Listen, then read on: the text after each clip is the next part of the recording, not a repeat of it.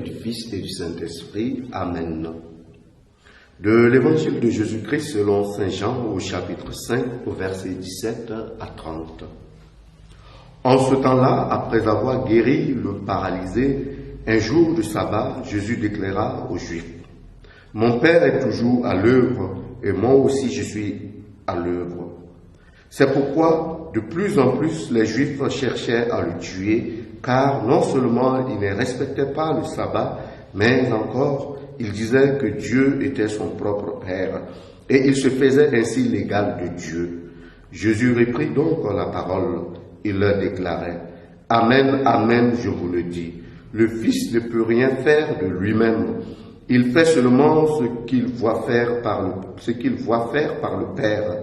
Ce que fait celui-ci, le Fils le fait pareillement, car le Père aime le Fils et lui montre ce qu'il fait. Il lui montre des œuvres plus grandes encore, si bien que vous serez dans l'étonnement.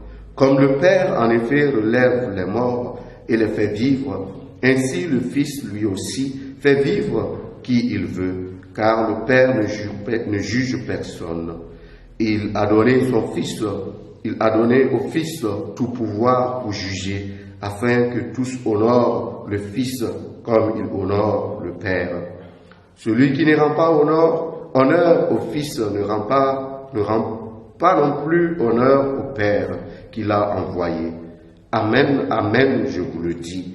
Qui écoute ma parole et croit en celui qui m'a envoyé obtient la vie éternelle et il échappe au jugement, car déjà il passe de la mort à la vie. Amen, amen, je vous le dis. L'heure vient, et c'est maintenant, où les morts entendront la voix du Fils de Dieu, et ceux qui l'auront entendu vivront. Comme le Père, en effet, a la vie en lui-même, ainsi a-t-il donné au Fils d'avoir lui aussi la vie en lui-même.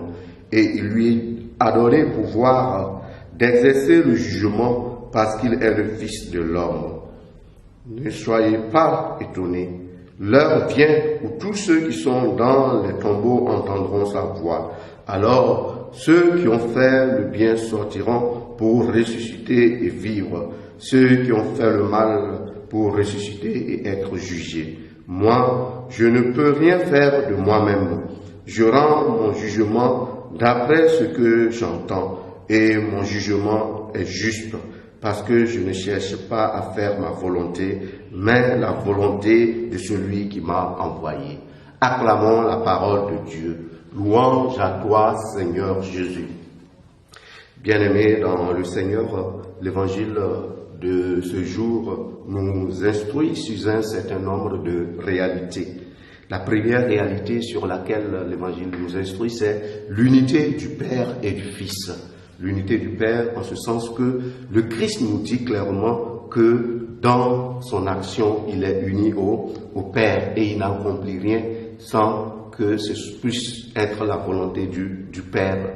Ce qui traduit ou montre ce qu'on pourrait dire l'unité d'amour qu'il y a entre le Père et le Fils, l'unité d'amour qui se traduit par l'unité de puissance. L'unité de puissance, pourquoi? Parce que le Christ nous dit qu'il est capable de donner la vie, qu'il est capable de ressusciter, ce qui nous permet de comprendre et de nous rendre compte que Dieu est à l'œuvre à travers le Christ.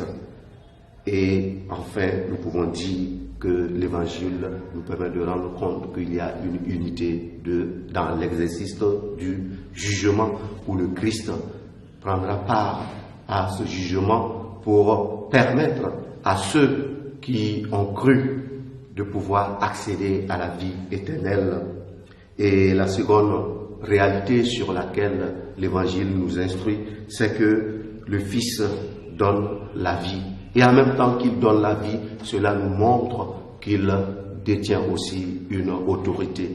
Donc, lorsque le Christ dit qu'il ne fait rien de lui ou qu'il ne peut rien faire sans le Père, nous pourrons dire que c'est une obéissance consentie, une obéissance, une adhésion librement qui se donne à la volonté du Père. Et enfin, La dernière réalité sur laquelle nous pensons que l'Évangile nous instruit aujourd'hui, c'est la résurrection future et le jugement juste que le Seigneur rendra à chacun de nous en fonction de sa foi.